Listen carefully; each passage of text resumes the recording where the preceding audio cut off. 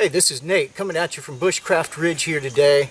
I wanted to talk about using a multi-tool when you're out in the bush. This was a great opportunity presented itself.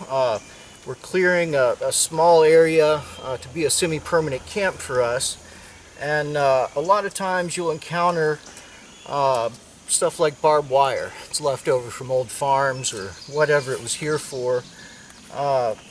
And gave me a great chance to talk about my Gerber multi-tool. A cheap multi-tool like this, or even a Swiss Army knife, is great when you're out in the woods, out in the bush, because it can save a lot of work that you would otherwise do with your more expensive knife or your more expensive hatchet. The saw I can use on here to do some finer whittling skills, and of course there's a couple of different sharp knives on here, also great for whittling. Also has a wire cutter on it, which is great for right now, where this barbed wire, the tree has grown over the barbed wire that was once wrapped around it.